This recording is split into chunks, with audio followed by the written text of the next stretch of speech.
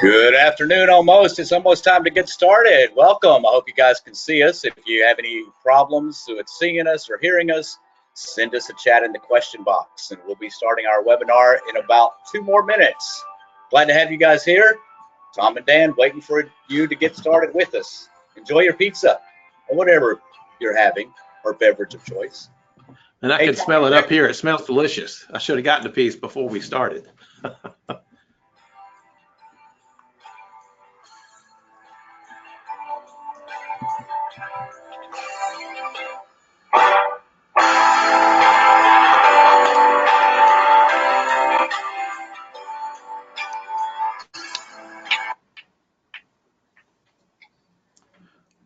It looks like we've got 20 attendees so far.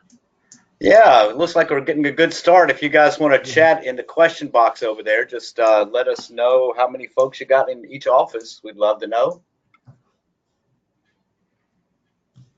Glad to have you guys here. Looks like we're up to 22 now. Looks like some offices are logging in there, Tom. Yep. I see the Pleasantburg office. I see the Anderson office. I see Donna Smith at the Garlington Road office. And Jennifer Hicks says Easley's here. How many folks you guys got, Easley? I see Aaliyah. 20 at Darlington. Awesome. Jennifer's got everybody. Good for her. Leah, Vista Road, Richard Cox. Dodds and Associates here with 9. Yay. Let her be running a contest here. Good one. Good one, Dan. We should have thought about that. Yeah, maybe next time. Welcome to the Tom and Dan show. We'll be starting here in just about a minute more. Actually, I have it right at the top of the hour, Tom. Well, so do I. So let's do it. Let's do it. Welcome, everybody. We're glad to have you here. Welcome, CDAN Joyner Realtors. We're glad to have you here for our integrated website and CRM platform phase 2 training. Got Tom with us here today. I'll be your host and kind of fielding questions and make sure that we know how to do questions. Let's kind of review our dashboard. On your screen, you should see something that looks very similar to this. So we'd like for you to engage with us, and hopefully you're all listening through computer audio, but you do have a phone option as well. Just remember to open that. If all you see is the little orange arrow there, click on the orange arrow to expand or collapse that selection panel so you have some more options. Check your audio selection to see if you're on computer audio or phone call. Hopefully you've got audio with us. If you're not hearing us by now, you should chat us and let us know. I'll be keeping an eye on that. Also, there'll be a Q&A at the end of this session. Please chat your questions to us then. You can use the question chat box there highlighted to communicate your questions or comments, and I'll be watching those, and Tom and I will be answering your questions and helping you out there. Also, just engage with us, have fun, and we'll get started here in just one more second. Any questions before we get started or any issues? I'm not seeing any issues coming through yet, Tom. Looks like everybody's connected. Nobody's complaining yet. So I'm going to turn over the screen and let Tom take control. So let me just switch that over.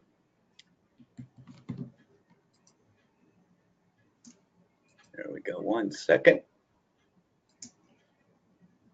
And Tom, you should have control. I do. There we go. All right, I'm assuming everybody can see my joynerBase dashboard, which is where I am right now. Today's presentation, we're going to go mostly over leads, information having to do with leads. Of course, joynerBase is really all about leads. The CRM, C stands for customer, might as well be LRM, lead relationship management. That's what we use the product for. So we're going to spend a lot of time on leads today, as well as tasks and events. And then just a couple other items as well too. So let's go ahead and get started with with leads. Right now I'm on my dashboard, and to see my leads, you can see my active leads here. Really the way leads get into the system, there's 3 different ways that most of the leads will come into the system. The first way is through the system itself. If a lead visits our website and they click on one of our listings. Let me go look at one of our listings here on our website. This is a listing for 106 Three Forks Place. This one is actually, I think, Sam Hankins' listing. So if a visitor comes to this website and they click on any of these buttons that make them do something to register, like contact an agent, request a showing, or email a friend, the system will make them register, and it will make them put in their first name, last name, and email address. If they put that information in, and in this case, this is Sam's listing. So once they do that, that lead will actually go to Sam, and when Sam comes into his CRM the next time, he'll see a new lead for that person. So that's one way to get leads into the system. Another way to get leads into the system is through the import process, which is something I've been working on. This process is a little bit cumbersome, but it's kind of a way that you would import a bulk upload of leads. So if you've already got your leads in some place like Lead Resource or Market Resource, this is a way to get hundreds of leads into the system if you want to. Now, I've been working with agents for this because this is something that's probably a little bit too time consuming and cumbersome for an agent to do, but I'm happy to do it for you guys. I've done about 40 or 50 agents so far. I've got a few more that I'm working to get their leads imported in here too. So that's one way to get all your old leads into the new joynerBase system. And then the last way that leads come into the system is for you to just manually add them. So if you talk to somebody on the phone, or you're on call and you get somebody walk in and you want to add them to the system, which you should, that's what the manual lead option is. You can get that in a couple different places. You can get it from the dashboard. There's a add lead button here under the quick actions pane, or way over here on the top right, there is this sidebar panel that you can open up by clicking on this little 4 square button here. And when that slides in, you'll also have a add new lead button there as well. All right, so let's take a look at our leads right now. Let me close this up. If I go into the leads menu option, I have an option to look at my leads. That's where I'm going to go to. And right now you'll see all of my current leads. I'm logged in as one of my little test agents here, Dwight Schrute, and he right now has 3 leads, and you'll see those 3 leads displayed right here.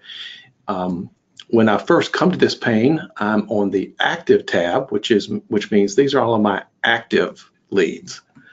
So if you have inactive leads, they will be on the inactive side.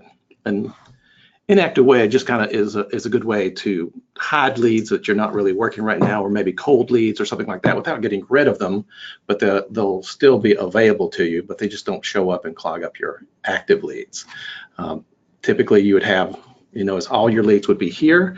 If you have more than 20, I think it is, you'll have a little next page button down here at the bottom right. If you have 50 of them, then you'll have 2.5 pages of 20 per page, and you can just work your way through each one of your leads that way.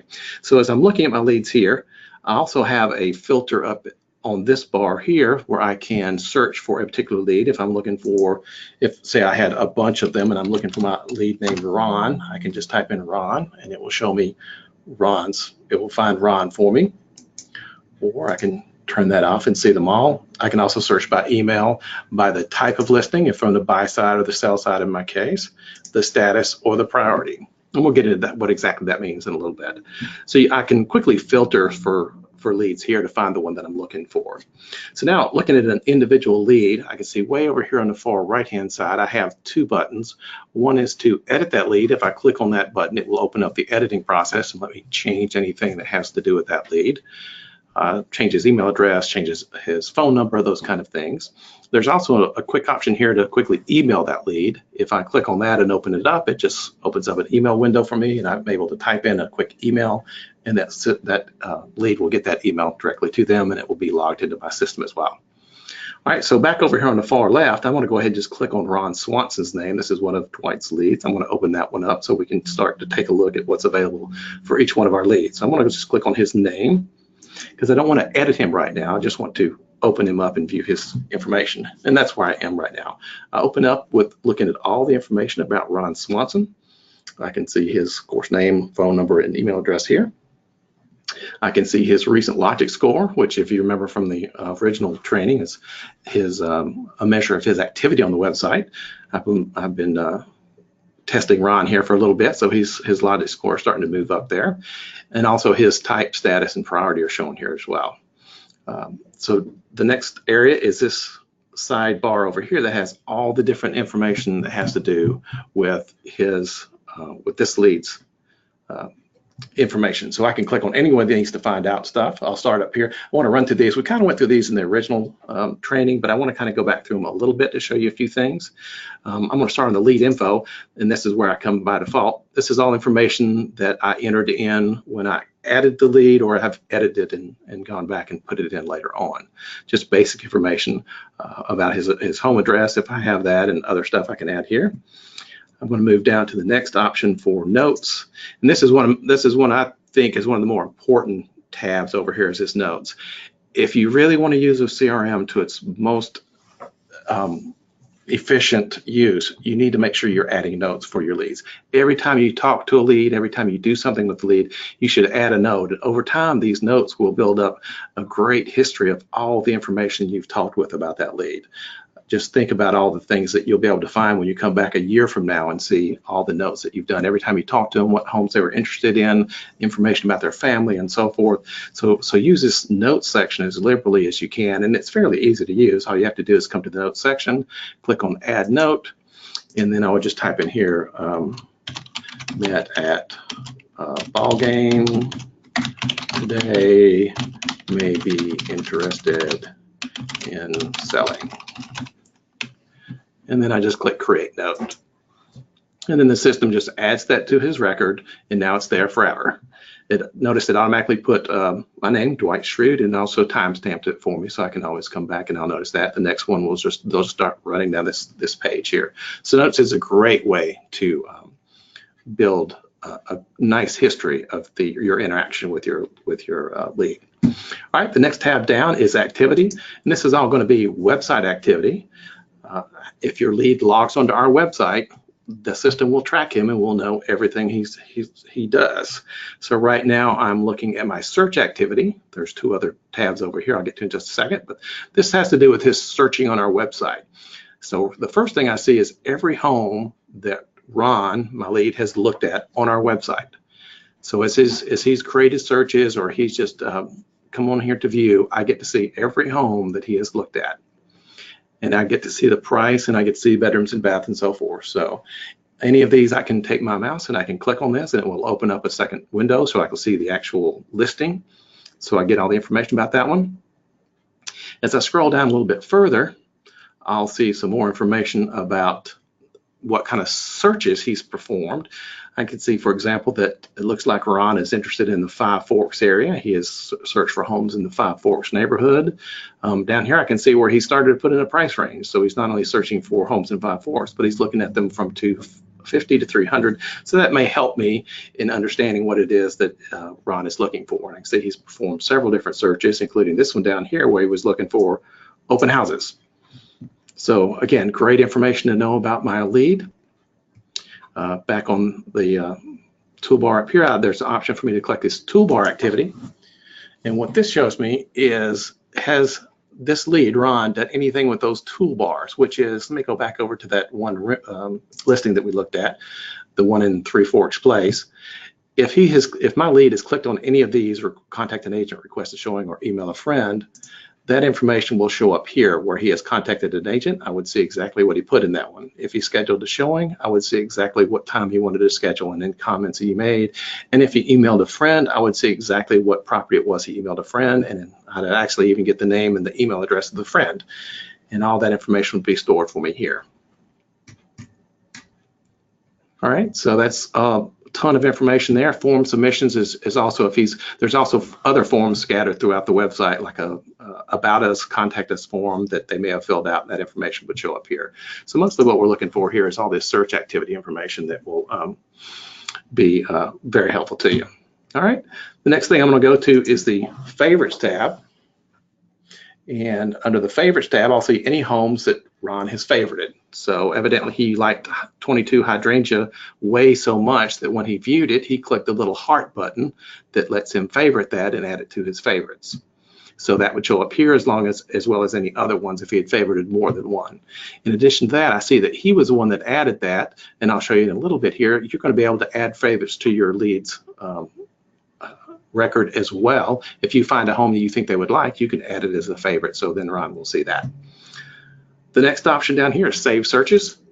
Save Searches, we did a nice little tip of the week last week, I think, on Save Searches, so you might want to check that one out. But Save Searches is what it says. I can create a Save Search to show homes that Ron may be interested in. I put in his criteria. He's interested in 5 Forks from 250 to 300, and then the system will automatically start emailing him those leads or those listings as they come on the market. Now I can see that the system has automatically created a Save Search for him called Favorite Save Search. So anytime a lead favorites a home, the system will automatically create a Favorite Save Search and will update him every day on changes to the homes that he has favorited. And that's automatically done by the system. He'll get an email every day saying if anything changes with Hydrangea Way or any of his other ones, price changes, it goes under contract and so forth. He'll get those notifications automatically. You don't have to do that. So I can add as many other Save Searches as I want to, and I can do all that. So be sure and check out that tip of the week video that we did on Save Searches. The next option down is the transactions. The transactions will show me any transaction room, any DTR rooms that I've created for this person. And in addition to that, I will be able to click on this link and it will actually take me into their transaction room account and show me that DTR room. And I'll show you how to do that in just a second. The next option down is documents. And under documents, I'm trying to figure out a way to use this. This is where you could upload documents and share it with your leads. I'm thinking this is not really necessary. If I were doing this for a lead, I would probably use DTR to share documents with them, or I would just simply email the documents back and forth. You know, there's kind of nice having a central repository here, but I think DTR would probably work better than this does. So, but you're still welcome to upload these, and then you can share them with your leads if you want to. All right, the next option over here is action plan subscriptions. And action plans are a series of tasks that you assign to a particular lead. And I'm not going to go into this today. Action plans, as well as the email marketing, is going to be our phase 3 training. So I'll go over that in a future one, but these are going to be pretty powerful. They're going to need their own training session for that. So the next thing I'm going to hit is tasks. Tasks are kind of like to-dos. So if you need to remind yourself to do something with Ron, this is where you would do that. We're going to get into this a lot more in just a few minutes, but this is where you would see any tasks that have been assigned to Ron. So I can see that I want a reminder to run a quick CMA on for Ron yesterday, and I also want another reminder to pull some 5 Forks listings for him as well. I've also got some closed tasks ones that are tasks that I've already completed that show up over here that I wanted to remind myself to check in with him to look at homes. So task and then events are the same kind of thing, but events are more while tasks or to-dos, events are like appointments, such as a showing or meeting to a listing appointment, something like that.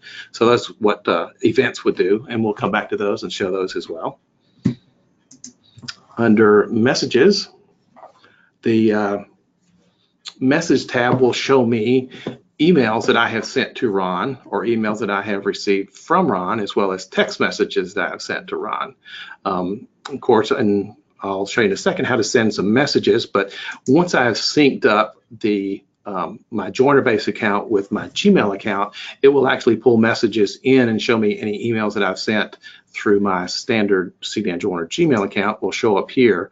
I don't have a link for this guy yet, but once we've done that, and that's going to have to be a separate little video too. I can probably do that in a tip a week. It doesn't take very long to hook those two things up, your Google Mail and your Google Calendar and contacts, and you'll start pulling those in as well. So I'll be able to see all the emails that have to do with Ron will show up here. The next option is listings emailed. There's a way for me to send out listings directly to Ron from the joynerBase system. If I find a home that he may be interested in, I can send him a quick email saying, Ron, take a look at this listing. I think it's something you'd be interested in. If I do those, they will show up here. And the next option is showing sheets. Showing sheets, I think Dan did a nice little tip of the week on showing sheets that will show you how to create those showing sheets. It's a way to send a bunch of listings to your clients quickly. There's a nice little showing sheet on that, and this will record when I have done that. So it's a nice thing to do there. Hey, Tom, can you hear me? Yes. Yes. Hey, couple of folks are saying they're having a hard time seeing the screen, so maybe if we close the cam, it might make the screen bigger. Oh man, I still got my webcam on, don't I? Yeah, we've been watching. Okay. I didn't do anything crazy, did I?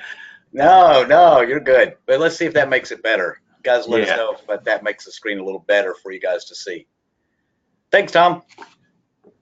Oh, sure. Thank you. Thanks. I was hoping somebody was out there. It's kind of weird doing one of these because unless somebody says something and you're the only one that can say anything, Dan, I got no idea that there's anybody out there, right?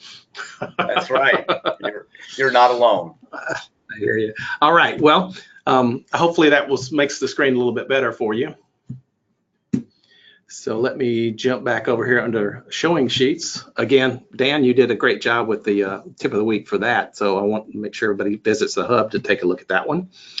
Email marketing, we're going to be doing that one as well as these activity or action plans, I'm sorry, in a future one. So look to that because there's a lot of power there. But Boston Logics, it just kind of changed this up of how this works. So we had to wait till just recently to put all that together, and Stephanie's working on that now. Market Insights. This is a way for you to subscribe your lead to a statistical report so they get statistics about a particular neighborhood or area. I think we've got a tip of the week for that as well, don't we, Dan, that shows how to add a market insight for your clients. It's pretty easy to do. Yeah.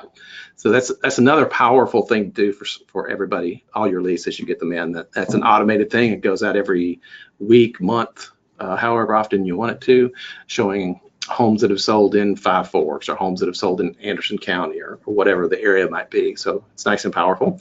And then lastly, we've got the lead history button down here, which will show you a great way to kind of come in here and figure out where did this lead come from? How did he get in the system? And then what happened to them since? So the very first thing I can see that this lead was created by Dwight Schrute, which means Dwight added this one manually. It wasn't imported. It wasn't generated by a lead coming through the system. So we know that this one was created by Dwight manually.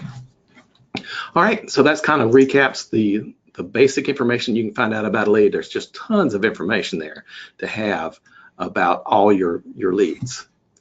So before I leave, I'm sorry, Dan? Yeah, just a quick note, because Tom did a great job of reviewing a lot of the stuff we covered in phase one, and we'll be posting phase one and phase two job aids on the hub very soon. So the stuff he's going to go over next will all be included in our phase two job aid. That'll be all on the hub here in the next few days. So hope you're not all trying to take notes on everything he's doing, because we'll have a handout. Yeah, right. It'll be Dan's job. He's going to put together a great little written handout for all this information. It'll be real helpful to you, I think. All right, before I leave this page, I did want to go over these buttons up here because there's a couple of cool things up here. The first one, of course, is to edit the lead. If I click on the edit the lead, it'll let me change any of this information. I'm not going to get into that right now because I'm going to go add a new lead in just a second. I'll show you all that information here. But if you want to change any of this stuff on the top bar up here of the lead info section, you'll want to edit the lead to do that. The next option we have over here is record event. And I don't know, I looked at this and I can't really find a great use for this. What this does is if I click here, left voicemail, what it does is it just adds an event under my event section over here. And these are past ones. I've already done a few of these. And it just says, okay, you left a voicemail this time. And to me, I don't know, that's not real helpful. Just to record that information that I sent him an email, that I left him a voicemail, I made a call, he made a call to me, to put all that stuff here. I would rather use the note section for all that, and I would just add a note saying called and left him a voicemail today. And that way everything's together in one place instead of having it scattered between two different tabs. But of course, you guys are free to use it whatever you want to. The next button over here, though, is kind of cool. Under the actions for every lead, you have some options here. And the first option, as you'll notice, I have is sync to Google. I have gone into the settings for Dwight, and I have linked up his CDAN Joiner or joynerBase product with both Google Contacts and Google Mail. So I can actually click on this synced to Google button, and it will send this person's lead information over to my Google contacts, which in turn, for me and probably for most of you, I've got my Google contacts synced up to my phone.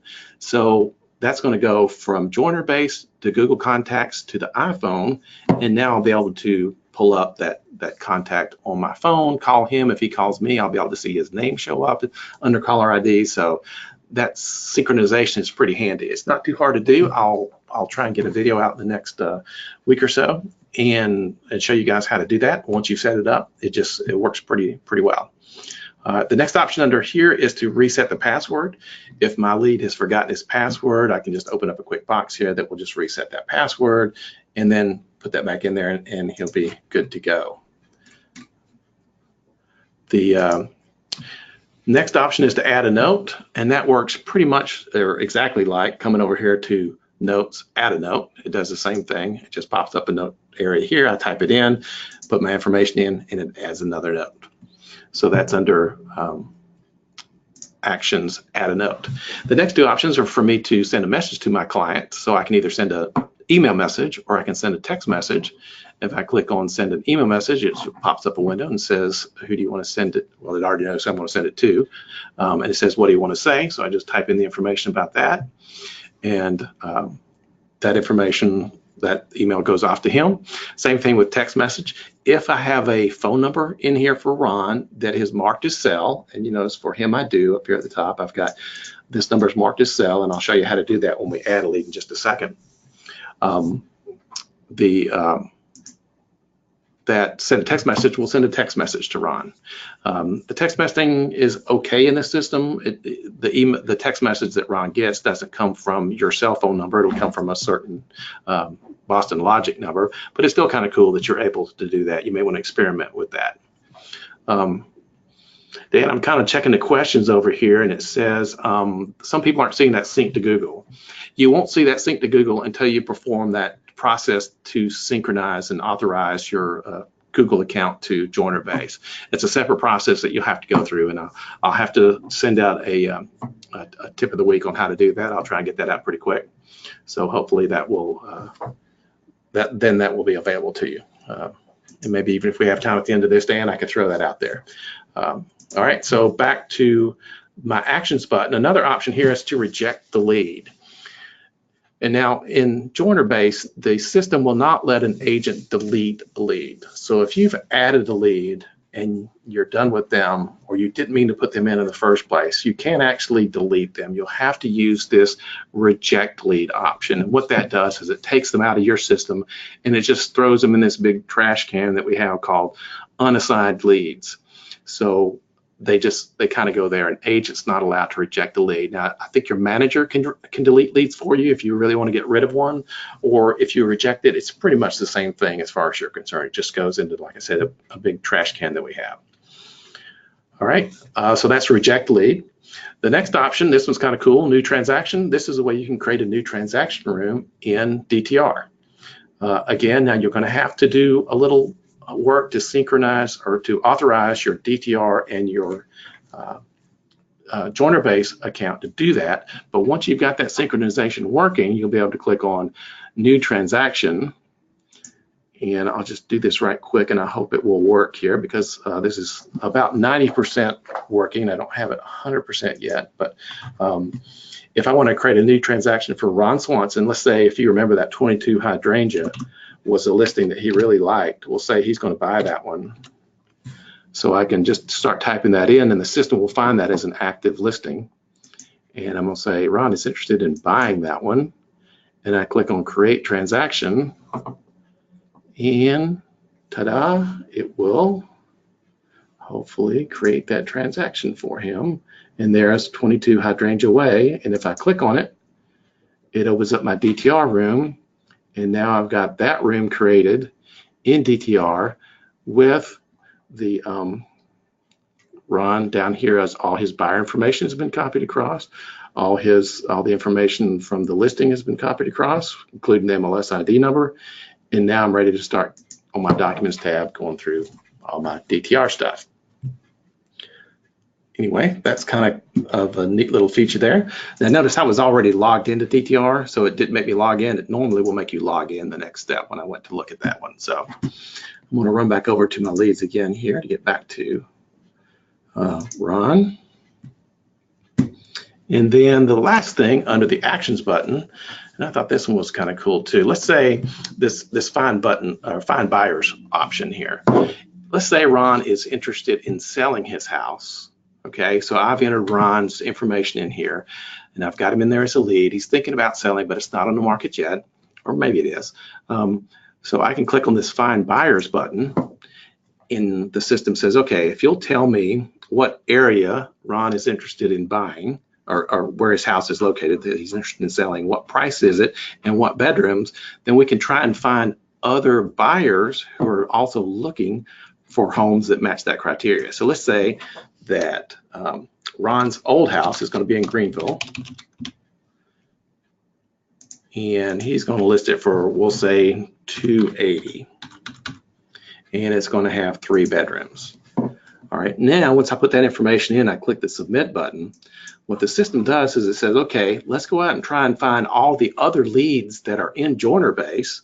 And currently we have about 20-something thousand leads that all of our agents have entered into the system. And some of those have been on the website searching and putting in criteria.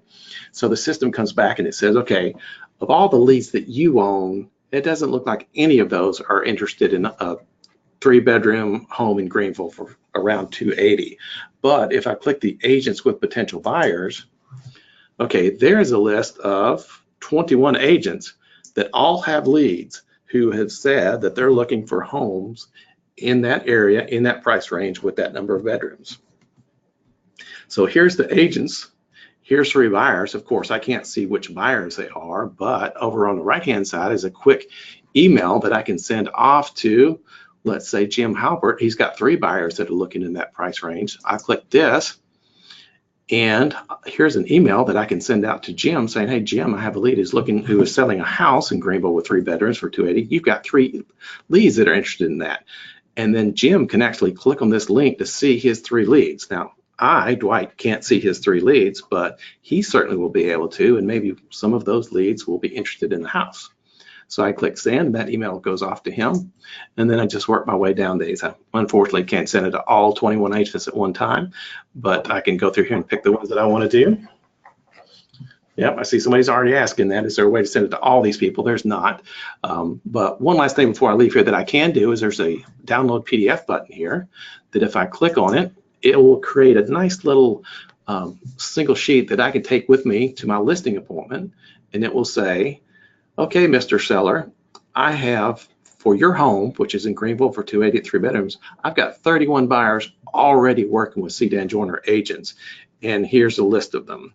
Now, for some reason, it only shows 3 here, even though I had 21. It would be nice if it would show all 21. I meant to ask Boston Logic what's up with that, but at least you've got this that you can show to your seller that you have got. These are buyers already in our system that have already said that they're looking for homes in that price range in that area.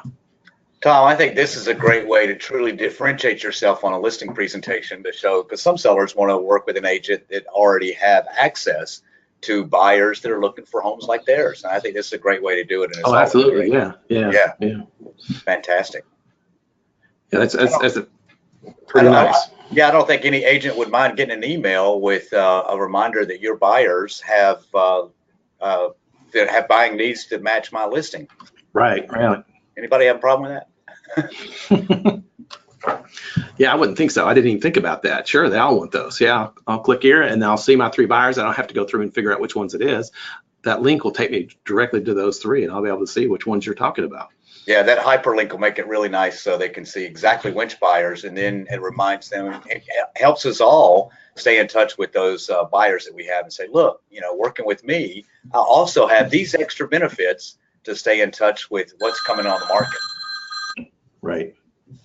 Is that your phone going off, Dan? All right, I'm going to run back to leads. And I want to just show you one other thing before I leave here, and then we'll go add a lead so I can show you exactly what options are available to you. And that's having to do with searching for leads. Again, I can type in a a lead's name here if I want to quickly find a lead's name. But if I want to do a little bit more sophisticated searching, especially if I've got more than just a few listing or leads like I have here, I want to go up to leads. I'm going to go under search. And that will give me the ability to just do a pretty advanced search of all my leads. So for example, lead name, again, that's probably not what I'd use this for, or email address or any of this other stuff. But over here is some interesting information that I can search on. I can search for all the leads that were created today, or all the leads that were created this week or this month. Maybe I just want to see a quick list of all the leads that I've entered into the system this month or year, or since 30 days ago. You see all of these options that you have here. So not only that, you can have, this is kind of cool too, there's fields for both birthday and home purchase in the system. So if I want a list of all my leads that have birthdays today, this week, this month, or whatever, I can do that. So I'll say I want to see everybody who's got a birthday this week. And then I just simply click on the search button. And I've got one guy, Ron Swanson, who has a birthday this week. So that's pretty cool that you're able to do that. Let me go back to that search again and show you some additional options. You can do the same thing on home purchase date. Who's somebody whose home purchase anniversary is this month? And then I'll see all those guys.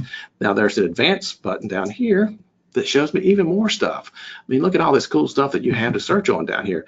You can do some reverse prospecting. Who's looking for homes in Greenville? Who's looking for homes priced between $350 and $400 for that new listing I just added? Who's looking for homes that have at least this much square feet, and so forth? Who is, which of my leads have a lead type of buying or selling or renting and so forth? Which one of my leads has a status of new, nurturing, active, pending, so forth? Which one of my leads have a price range of these different price ranges? So this is all great information that you can quickly search for. And then even when you do that, let me do another search here. I'm going to look for everybody who's got a home anniversary this week. Once you've done that, okay, I've got two guys who have home anniversaries this week. Now, I don't want to have to do that again. I want to save this search. So I'm going to call this search this month's home anniversaries. And then I save it. And now anytime I want to, if I want to go from any screen, I just go back under search. And now I'll have a save search saved for me that will allow me to quickly find this month's home anniversaries. And it quickly finds them for me. You can see I've created a couple other searches here. I want to see all this week's birthdays, or I've got another one here for all my active buyers. And that shows me everybody who has a status of active. And it's a great way to quickly find those. And then one last thing before I leave here is that if you really like these saved searches, you can even bookmark them using the sidebar here. If I open that up and click on the plus sign for the screen that I'm on the save search for active buyers. Bookmark that, call that one active buyers, bookmark it. Now the system has added a new bookmark for me for active buyers. So no matter where I am on the screen now, I can quickly get to active buyers. And that'll show you that. So any search that you can come up with for your leads, you can create a save search for that, and then you can bookmark that save search so you can return to it as easy as you'd like. All right, so I'm going to go back to leads again and go back to my leads. The last thing I want to show you then is how to add a new lead, and quickly run through the different options you'll have when you go to add a new lead. Again, several ways you can add a lead from your dashboard, from the side panel over here, or if you're on my leads, there's a create a new lead button here. I'll go ahead and click on create new lead. And the screen that opens up is basic information. Now this is what you do if maybe you're on call today and you got a phone call from somebody and you're going to follow up with them. You've got just the basic information. Go ahead and create a new lead and put them in here, and then maybe you'll need to assign a task or two for yourself. But the basic information you need to type in to create a new lead, you've got to have a first name, you got to have a last name. That's all you need from your lead in order to be able to put them in. So maybe I've got a lead that I talked to today called Ben Wyatt. and I don't have his phone number yet, and I don't have his email yet. It's fine. You can go ahead and add them right now. The only other thing you have to add other than first name and last name is a password, because what that'll do is that when the lead comes onto the website and goes to register or goes to log in, they'll need a password. So you have to go ahead and create a password. And I think, Dan, in your classroom, you suggested using the agent's last name as passwords for everybody, right? Yeah, it's just another top of the mind awareness to keep your name in front of them, so they always remember you. Great idea. So you could type in your Dwight's last name or whatever you want it to be. Schrute is Dwight's last name. So I'm going to type that in. Not sure I got that right. And that's all I need to do in order to create that lead. But I'm not going to do that yet because I want to show you a few more things that I can do here.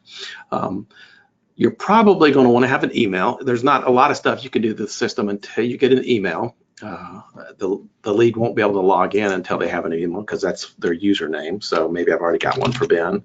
So I'll go ahead and type that in.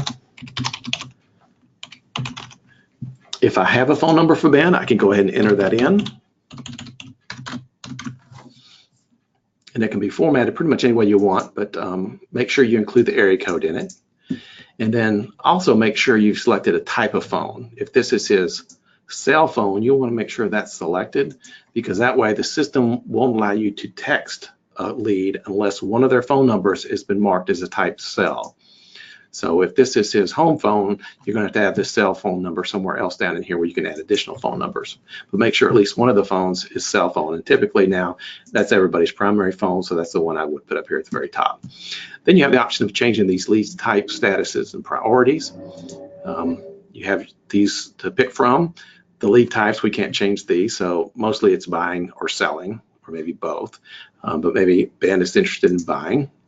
The lead status, you would want to do by default, they all come in as new, but you need to change them from that. You want to make sure that you're working with your leads, so you're either move them to nurturing, active client, pending, or closed, or past client. Again, these don't really do anything with the system right now, but it is a great way to search and for you to be able to segment your leads so that you can run a report on all your active clients, or you can run a report on all your closed past clients, and so forth. Marking a client inactive takes them, if you remember from when I'm looking at all my leads, there's two tabs, active and inactive. Inactive here, that moves them over to that inactive tab. It takes them off of your primary screen. So I'm going to say I am still nurturing Ben.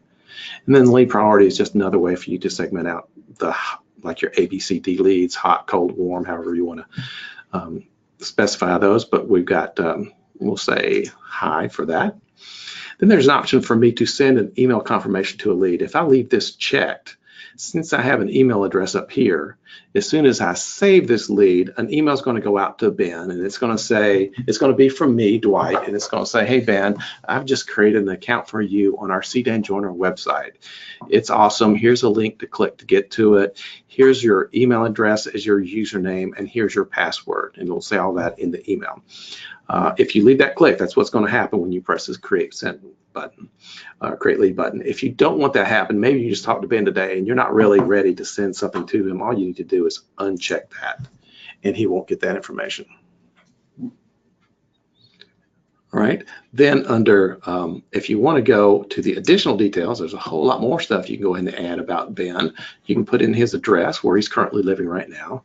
If he has a preferred contact method. And if he has additional phones, like we put his cell phone up here, but you could put his home phone here, his work phone, whatever here.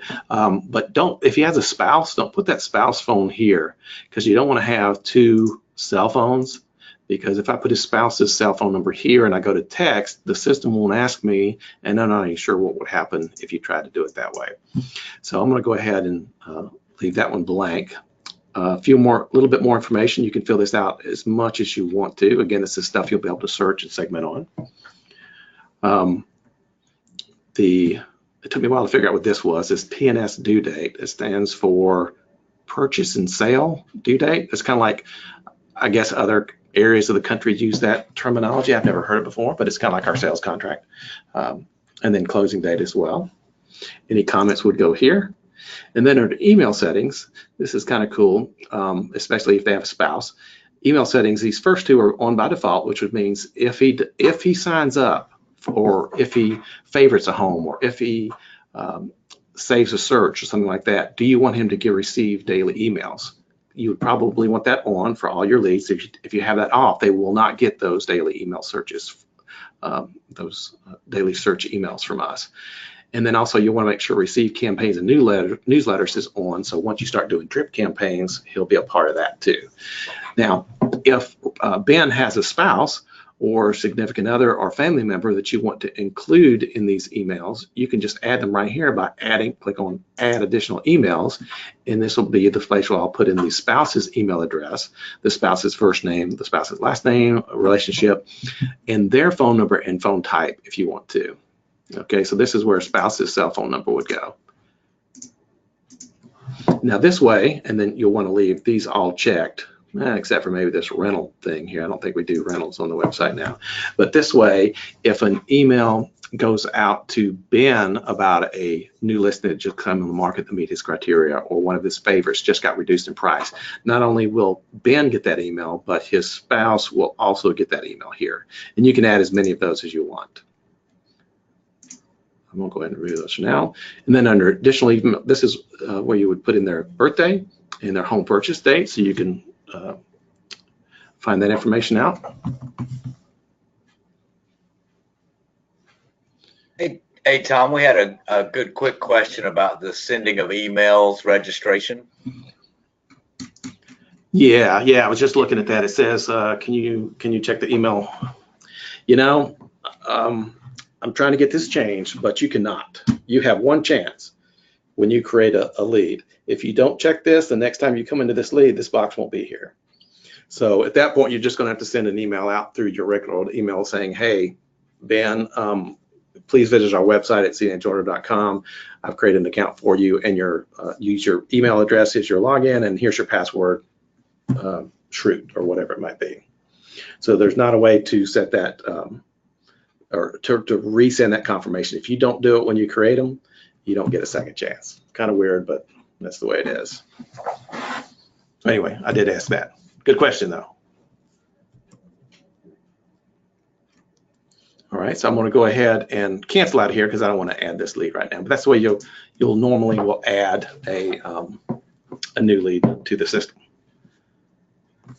All right, so I think that's pretty much all I've got for leads. If there's any questions, Dan, that you've seen there about leads, I want to move on into to task. Or yeah, we had a quick question from Eric. Is there a way to set up a search criteria for a lead, price, location, bedrooms, etc.? And I'm assuming he's talking about a property search lead, which we have a tip of the week video on that. But if you just want to kind of point to that real quick, that'd be helpful. Right. You need to go into that lead first, and let's say that Ron Swanson is interested in homes in whatever area. So the first thing I would do is go down to save searches, and then I would create a new save search for him. And there's a couple ways to do this, but this is a fairly easy way to do it from within the lead itself. And then from here, I would name this search, and I would call it Five Forks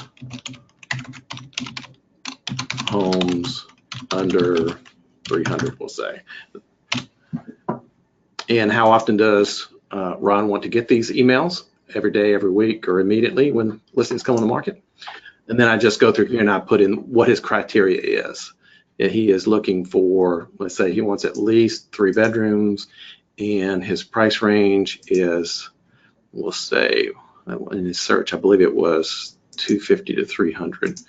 So I do want to try and duplicate that. We'll say 250 to 300. And he's only interested in single family homes, and he's only interested in active listings. All right, you can also add additional information down here. But again, this basic stuff, that's all I need to do. I'll click create to search, and we're done. He will start getting, as new listings come on the market, he will start getting notified every day of any new listings or change listings that meet those criteria. So hopefully that answers this question.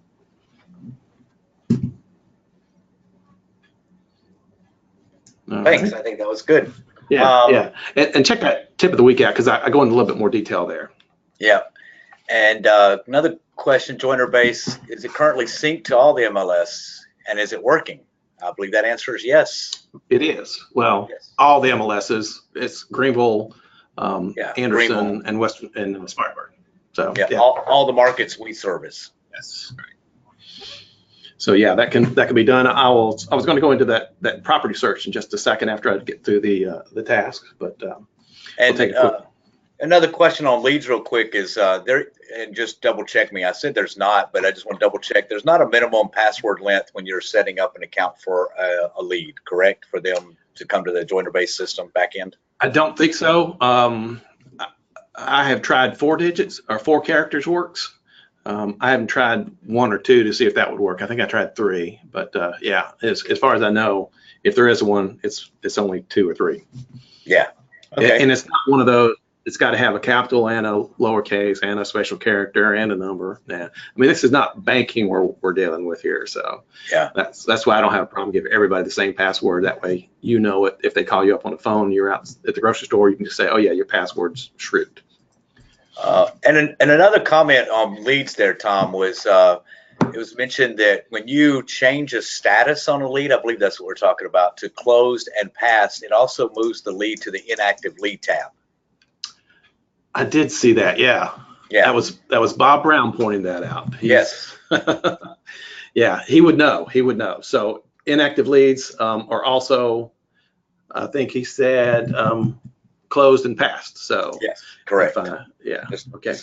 Good to know info. So yeah, all the actives are just going to be active, nurturing, and new, I think was the other one that will show up there. So yeah, good to know. Thanks, Bob.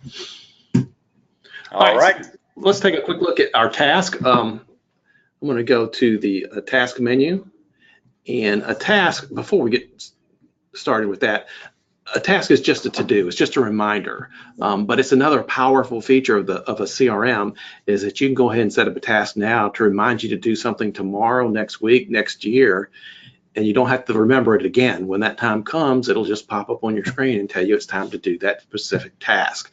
So they're pretty straightforward, pretty easily. On our dashboard, you can see that there is a task due soon pane here that will show, I think it shows the most current 10 task. Not sure, maybe 5, but it'll show you the most recent ones. And if you want to view them all, you can go there to see all your tasks. You can create a task pretty easily. You can create one from the dashboard using this quick actions button. There's also a actions button over here on the sidebar to create a new task. Several different ways of doing it. Let me just, we'll start from here to create a new task. You'll see what's necessary. If I click on this new task from here, it opens up this screen here, and the very first thing you have to do for any task is to pick what task type it is. There's 2 types, and really the only difference between these 2 types are whether they have to do with the lead or not. Okay, there's a follow-up which requires you to put in a lead, and there's a task which does not require you to put in a lead. So I'm not 100% sure what the thought is there, why you would have to do 2 different ones. I think most of the tasks that people are going to do will be have to do with the lead, so you would want to use a follow-up. So that's the one I'm going to use. So I just create a task name. So maybe I talk to Ron, and I need to call him and give him painter information. We'll say call with info on painters because he's thinking about painting his house. And I'm going to go ahead and assign a due date for that. We'll say today is the 6th, I believe. Is that right? Yeah, I want to do that tomorrow. So I'll click that. And done with that. And it's going to be, this is kind of a trick here. You got to make sure you assign it to somebody, which is going to be yourself. So I'm going to click in there, and I'm just going to type in Dwight, and I'll come up to there.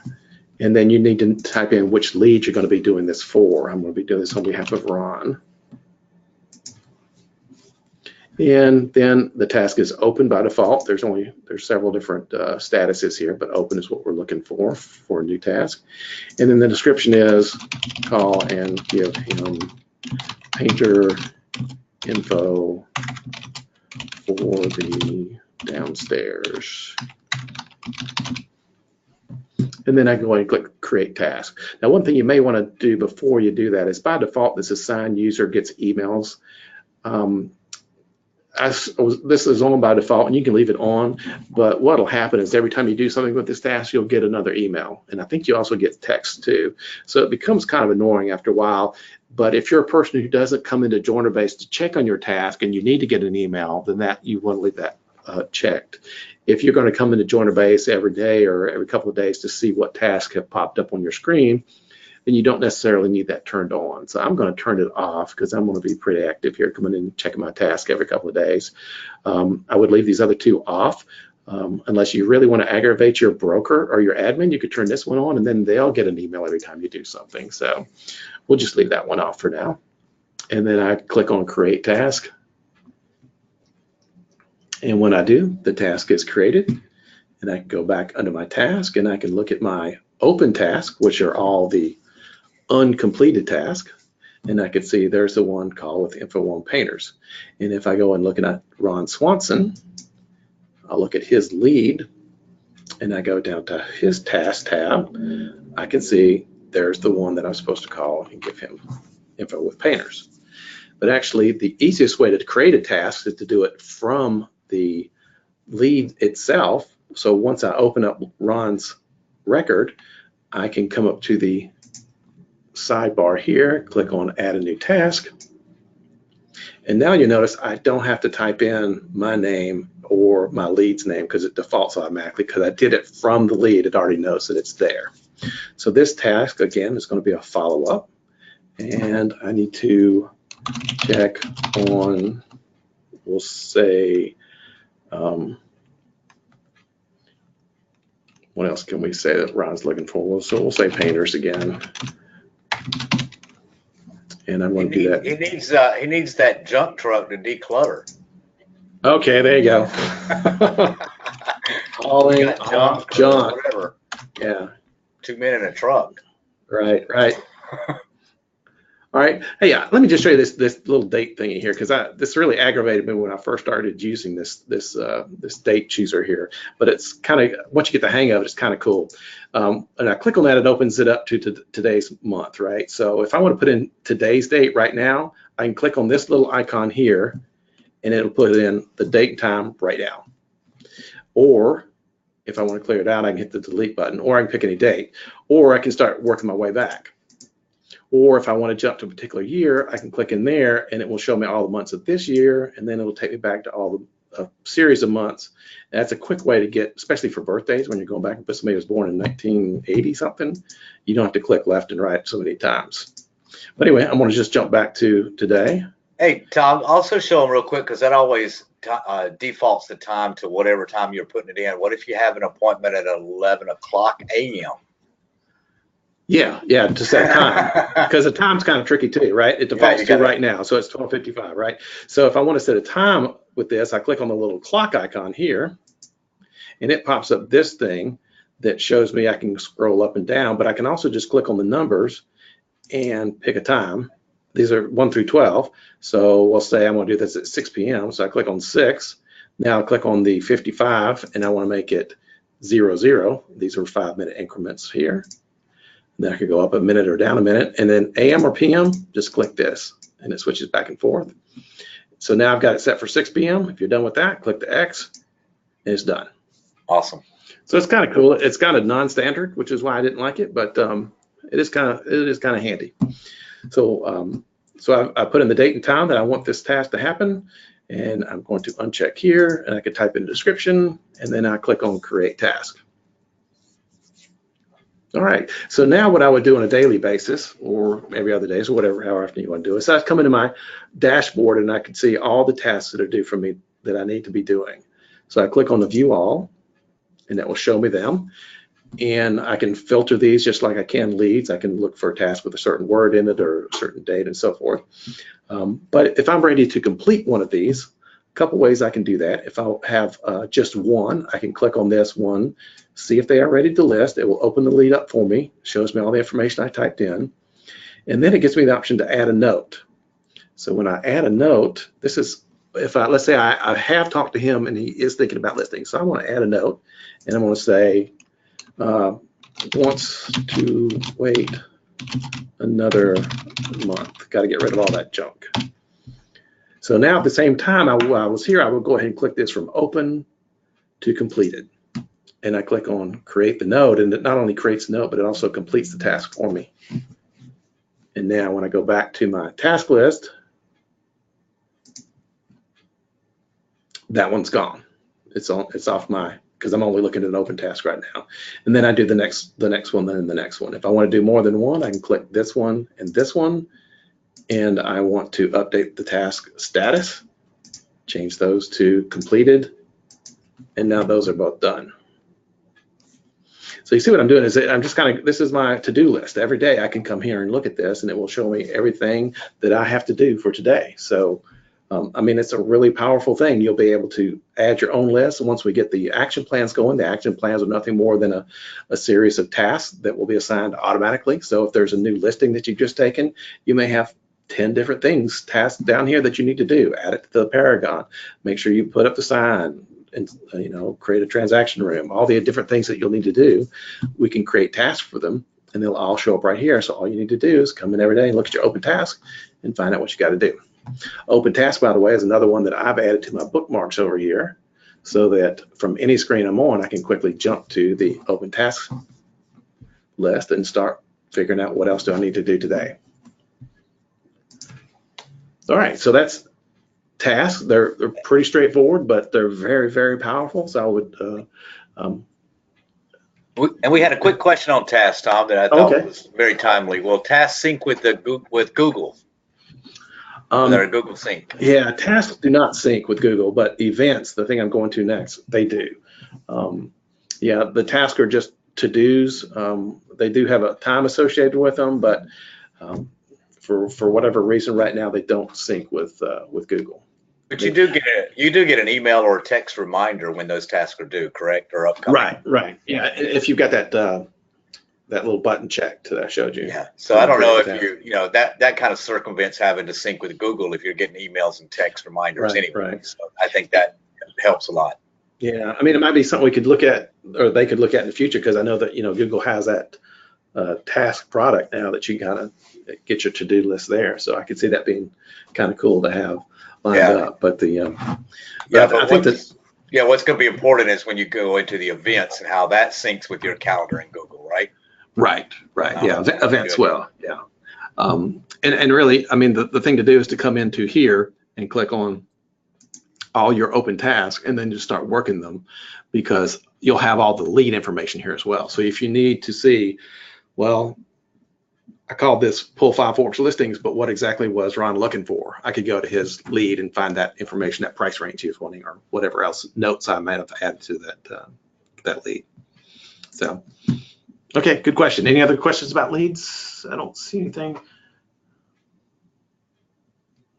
Well, yeah, we did have a couple that were interesting about inactive. If you make a lead inactive, can it be taken on by another agent as an active lead? And if you move someone to inactive, can you reactivate? Oh yeah. All you got to do is go back into the lead and move is change that that status. So if I've got, let's say, Leslie here, and I have to edit her to get to that. So I changed her status to, we'll say, close past client, because that's what we heard that shows up, right? That should move her to inactive. Yeah. Right. We'll see if Bob was telling us the truth or not. And indeed he was. There's Leslie now showing up there. Yeah. We should know Bob knows what he's talking about. Bob knows. So if I click on edit again and go back and change her back to nurturing for whatever reason, then she ends up back on my active side. Okay, so just moving somebody to inactive doesn't give access to anybody else. That's still your lead. It's just a different classification of your lead. They'll be there for you. Yeah, I think the most thing that it really does is just take them out of your visual window of people that you're really just not engaged with right now and don't need to be. But when they come back to being engageable, then you can move them from that inactive status or closed back to an active, nurturing, or new, whatever status you want to move them to. Right, right. Now, rejecting a lead, on the other hand, does remove them from your system, and you'd have to add them back again to get them in there. And Yes. Another agent could add that same lead with that same email address, and they would be that agent's lead. So yeah, if you reject a lead, it becomes available to anybody. If somebody else meets that person, gets their email, they can register them as a lead, because right now they're a rejected lead and they're not seen in the system. right, right. So you probably don't want to reject leads unless you just never want to talk to them or have anything to do with them again. Right. Or you put them in there on accident, and I could see that. If you were just playing around and you put, yourself or something like that, and you don't want to have that anymore, reject them, or ask your admin or broker to delete them for you. Or Dan and I, we could do it as well. So, all right. So the last thing I wanted to look at today was events. And events are kind of like tasks. I'm going to go ahead and click on this event button here. The way you can add events from here, or again from this little option over here. But events are more, whereas task or to-dos, these are more appointments or showings. As you see, there's actually two event types. One of them is showings, and that is probably the thing this would be used the most for, is for an event. You just type in showing homes in Five Forks. The location, you can just type in is Five Forks. There's no mapping or any other cool stuff that would work from here that I'm aware of. What lead is this associated with? We'll say Ron Swanson. If you want to put in, oh, by the way, if you select showing up here, you have to have an MLS ID here. So I actually don't know an MLS ID. Oh, wait a minute, I do. This one has one right here. We'll copy this.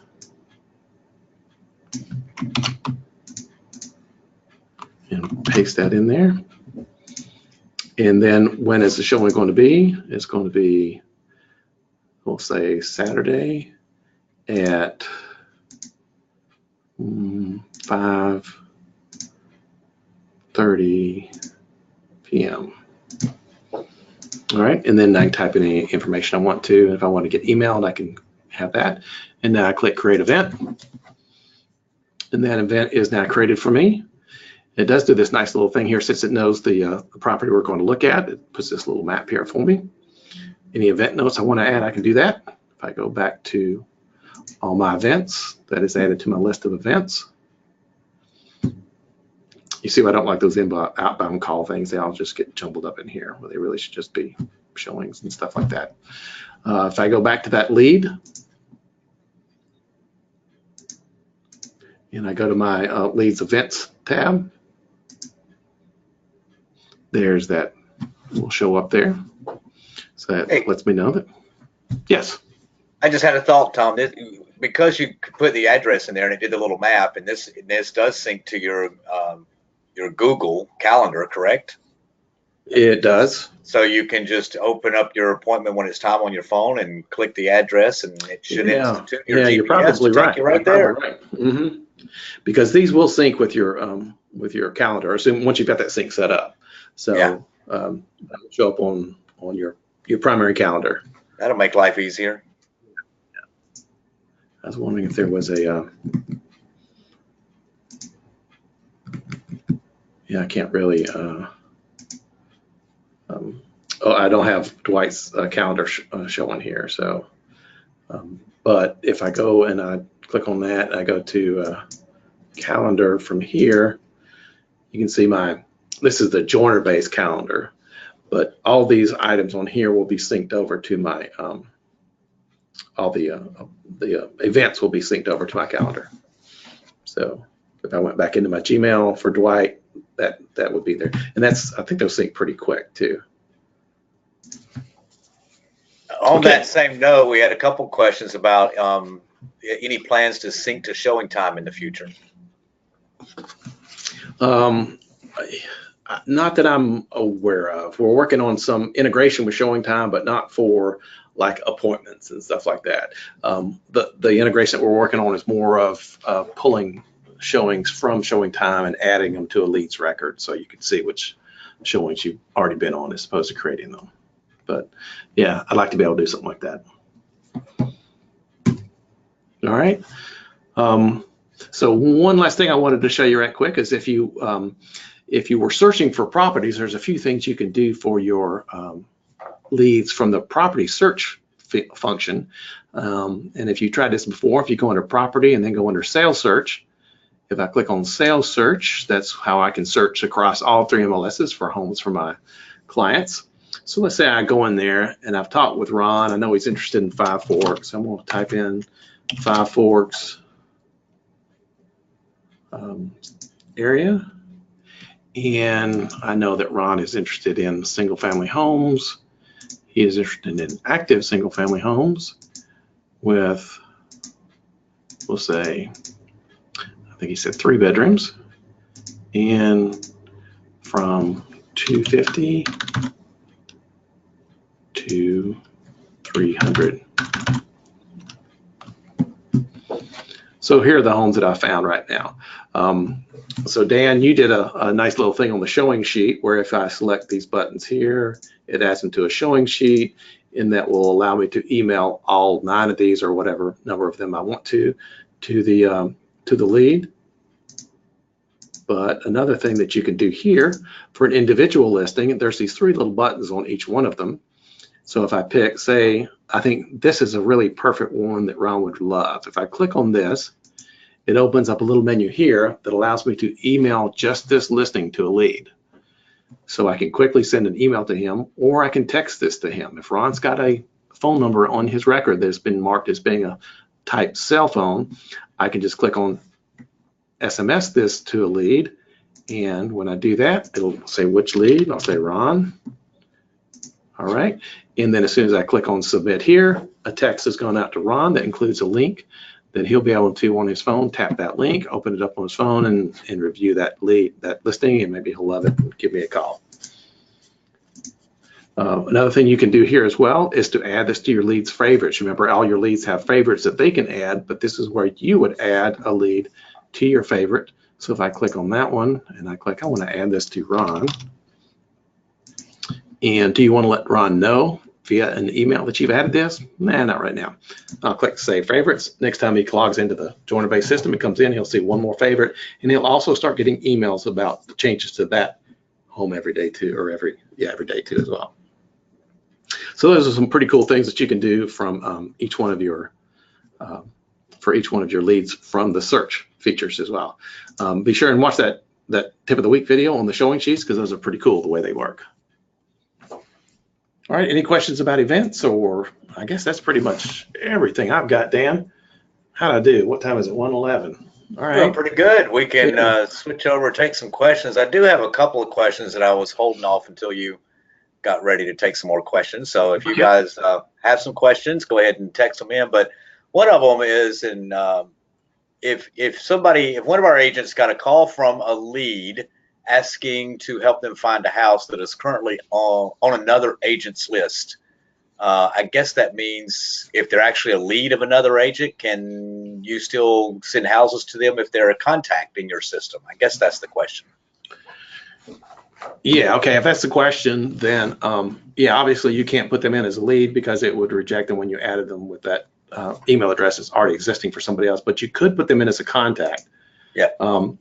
And contacts, and I've got a bunch of them in here I was playing with, but I'm going to open one of them up. Contacts, and I'll show you, I have a subset of options available. You see there's much fewer tabs here, but one of the things you can do is do a save search for a person.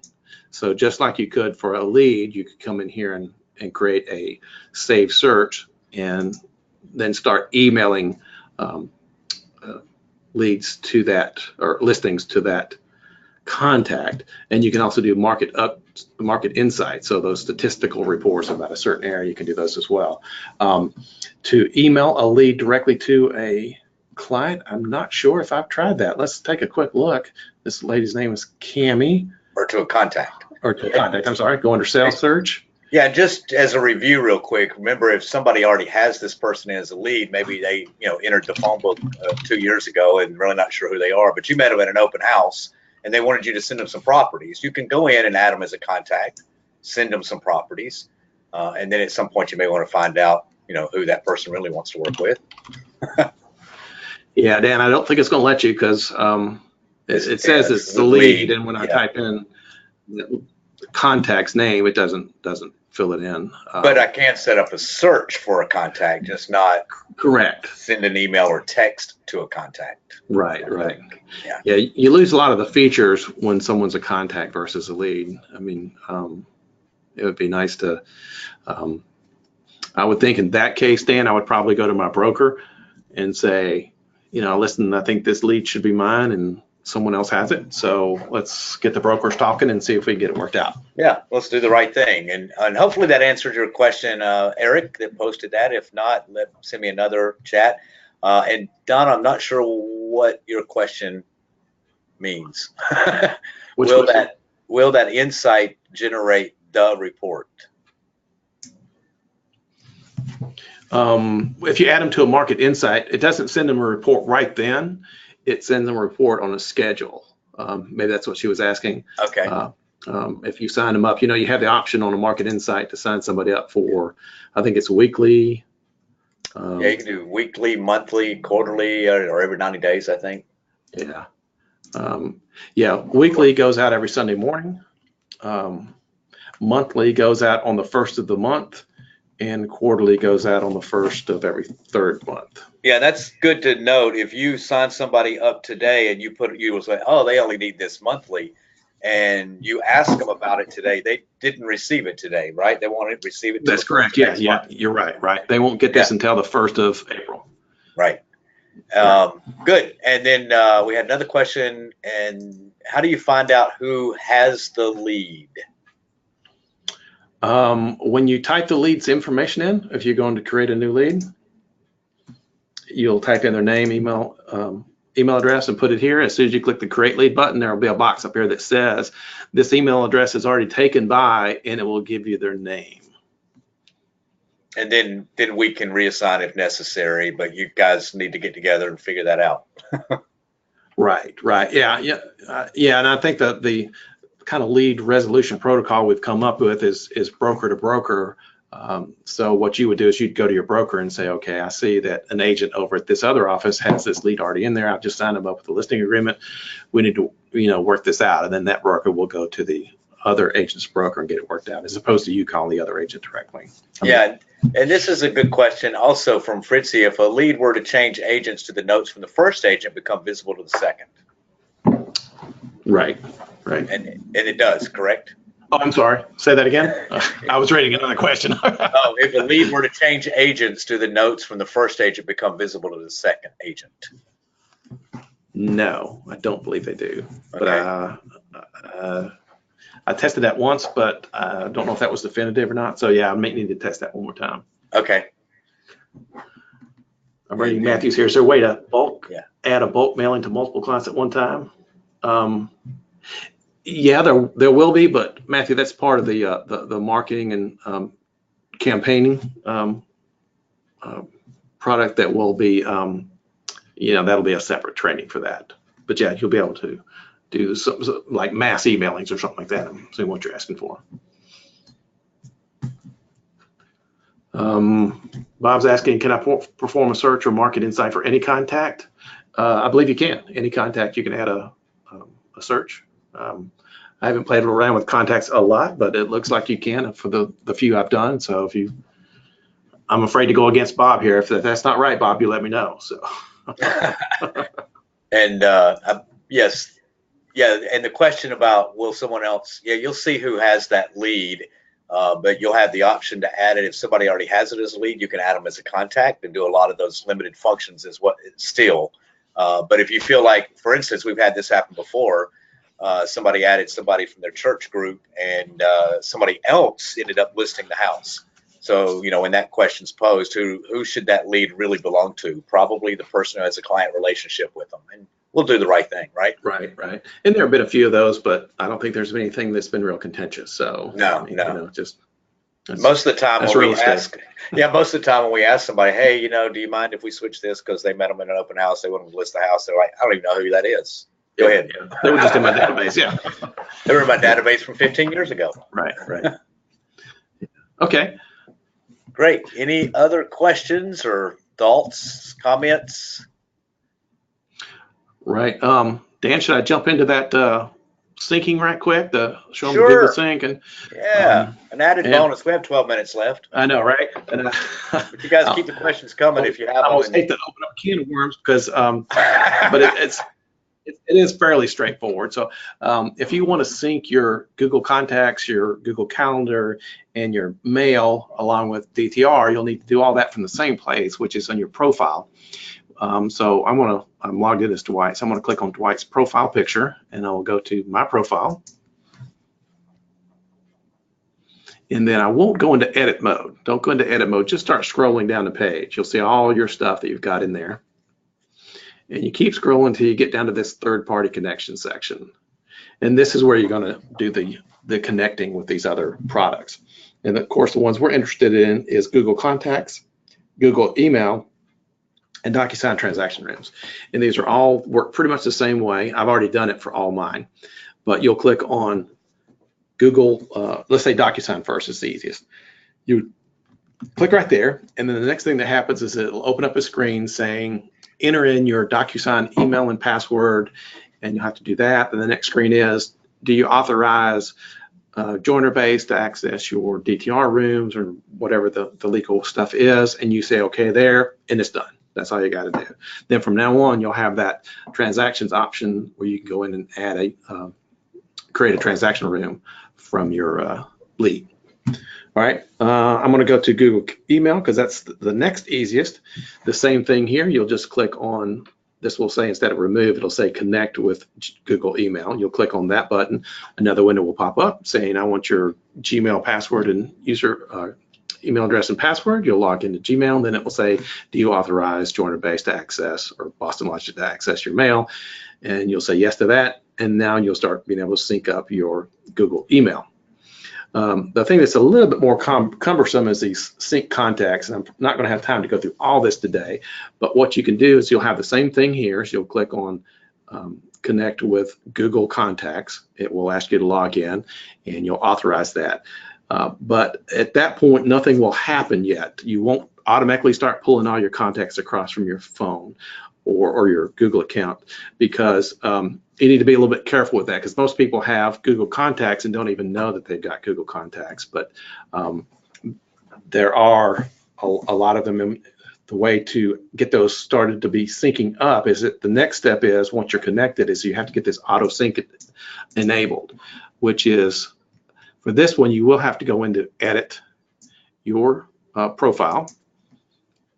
And this will be after you've done that initial syncing. Once you've done that syncing, if you come down to your, just underneath your signature, you're going to have this section that you did not have before until you linked up your Google email account. Then what you want to do is you're going to go in here and say auto sync and auto import on these two options here. Once you do that, it won't automatically pull all your leads across, but it will, anytime you add a new lead into joynerBase, it will automatically sync that new lead or contact with your Google Contacts and then ultimately your phone. So it doesn't go and pull all the ones you've currently got. It just says, okay, from now on, any new lead that you add into joynerBase will get pushed over to Google. And then auto import new contacts from Google means, all right, if I add a new contact into Google, will that one be pulled across into my joynerBase system? So these will control pulling and pushing your contacts as you add them in. So it's pretty straightforward. There's a little bit more to that I'll go through as far as the contacts go and how to get a contact from your existing Google Contacts into joynerBase. But for right now, that should get you guys started. Then you'll have that option to, if you remember under leads, there was a lead, when you pulled up a lead, option to sync to Google. That option will now be available to you. And when you sync to Google, it should push this lead, if they're not already in Google, over to Google. If they're already in Google, you should see a little check mark over here beside Ron Swanson. You should see like a black check mark that will let you know that this is already synced to Google. All right, so hopefully that was just enough to So confuse you or get you aggravated or what. I don't know. that'll be good if they've already got contacts in their system. They can then go back and sync those manually by clicking that action button. Correct? Right. Okay. Go ahead. But just know that it's not going to pull all the contacts out of your phone and stick them into joynerBase. That's what was my kind of fear when I first started playing with this. Man, I got thousands of contacts on my phone. I want to pull them all in here. It won't do that. You'll have to manually add those contacts one at a time from your phone if you want to bring those in. But from the time you click that syncing in your profile, it will start pushing those, only just the new ones, back and forth. So that'll be good. Anybody that you meet at an open house that you add in a joynerBase can then now be available on your phone and in your Google contacts. Exactly right. Right. Awesome. Couple of quick questions if you're done with that. Sure. And I think we meant to cover this anyway. So good question, Lisa. Thank you. Can you change a contact to a lead or vice versa, I guess? Yeah, you can. You can.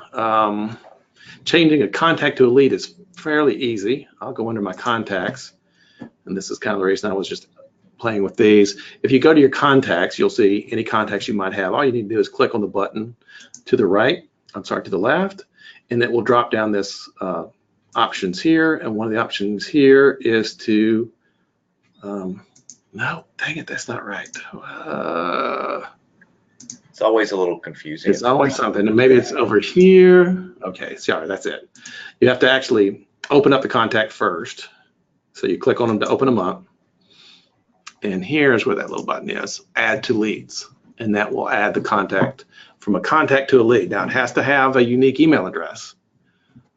Otherwise it won't be able to, if someone else has already got that lead in there with that same email address.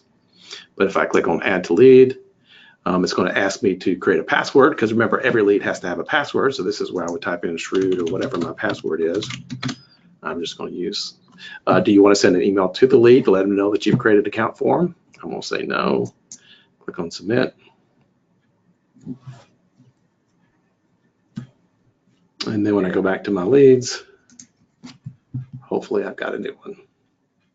There's my new one. And she has the black check mark, so I guess she has the black check marks. Yeah, a black check mark means they're in there as both a lead and a contact. And okay. Yeah, and if you've got Google Sync turned on, they're also syncing. So. All right, and let's see. Oh, we had a good question from Matthew, and I know we can do a polygon search on the property search, or we can draw, but can we draw more than one area on that property search if we go? Oh man, Matthew, that's a good question, but no, yeah. I haven't been able to figure out any way to do that, because we can draw one, right? You can draw one, right? Yeah. And that's kind of cool to do it like that. But if I go under sales search and I want to do a draw a search, then I have to start someplace. I click the first one, and then I draw, click and draw. Have to come back to my original spot sometime, and then there's my polygon. It won't let you do another one? But now, as far as I know, if I go to draw another one, it erases that first one.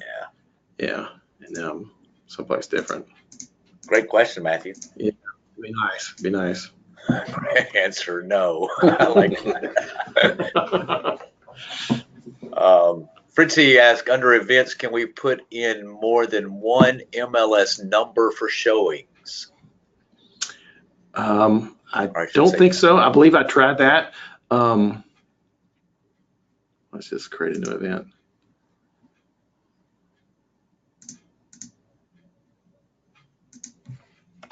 That one's still there. And we have to find another one now. Another MLS ID. Yeah. Anybody got MLS ID handy out there? Just find a new listing here. There's got to be one.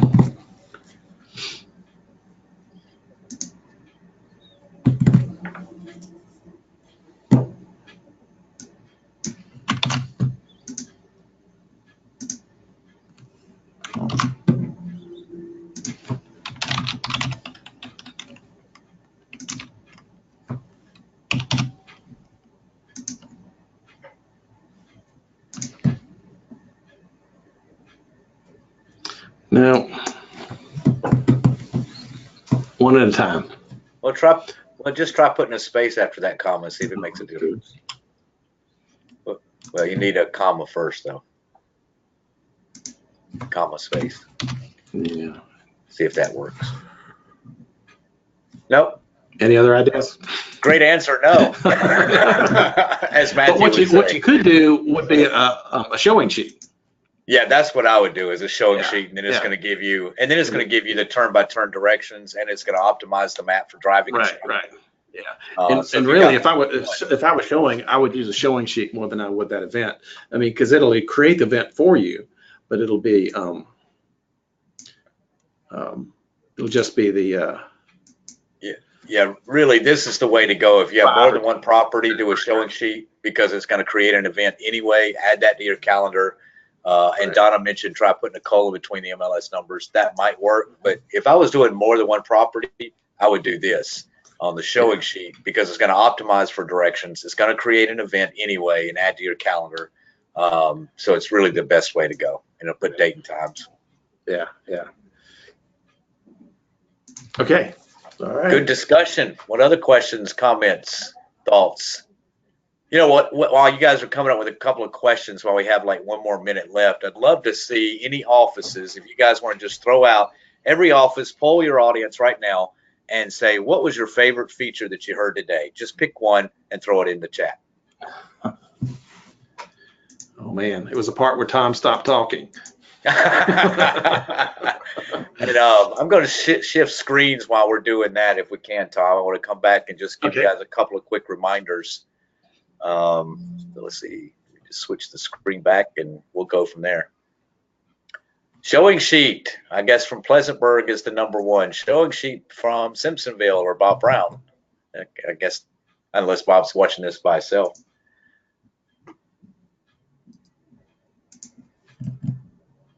There we go. Let's see if I got the screen. There we go. Looks like showing sheet, creating a DTR from the lead from Pelham Road, and the reminders from Garlington. Save searches for home purchase anniversary, also from Simpsonville Bob. Not just Bob, all of Simpsonville. Okay. Well, I got Matthew and Bob. Maybe Matthew's a career. I don't know. Matthew, wherever he's at today, has buyer interest for sellers. I like that. Yeah, I thought that was pretty cool. Yeah, I just kind of found that's pretty neat. And then Anderson syncing to Google, linking to DTR from the lead. That's 2 for 1. Way to go, Anderson. Good job. Find buyers for presentations and birthdays and anniversaries from Diane. I'm not sure if she's on her own but anyway, find buyers from Bob Brown and Simpsonville. And the pizza. Good deal. Good deal. Yeah. Well, as we start wrapping up, we want to thank you guys for your time. I know you guys all have showings to do and listing appointments here as soon as you leave here and finish your pizza. But I just wanted to remind you to practice reviewing the features covered today. We will be posting on the hub a job aid for both phase 1 and phase 2. And of course, we'll always have additional training on the hub. Just go to the CDJ Training Center when you go to the hub and look for this recorded webinars, as well as others like classroom topics for some advanced applications coming soon. And of course, our tip of the week videos. I think we have 5 or 6 up there now, and you can copy down. If you wanted full details and lots of information, you can go to the help topics. It's available anytime at bostonlogic-help.propertybase.com. So if there's any other questions, we'll pause here just for a minute and say thank you. And thanks, Tom, for a great job putting this together and doing all the heavy lifting. Oh, hey. I like being Hopefully the it was host. helpful to somebody. So that's great. That's good. Absolutely. Well, thanks again, guys. And again, this will be recorded, or is being recorded, and will be posted on the hub in the next few days. And for those of you going to Vegas, I look forward to seeing you all in Vegas soon. Safe travels. Thank you, everyone. Thanks, guys. Thank you.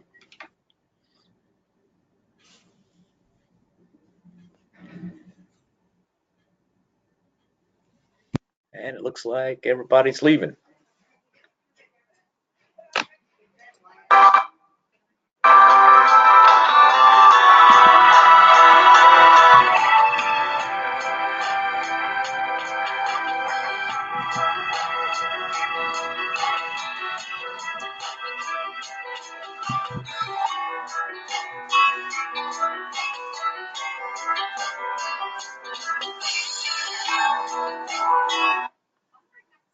Okay, we'll go ahead and end this session. I don't see any other questions, so I'm just going to go ahead and turn this off, Tom.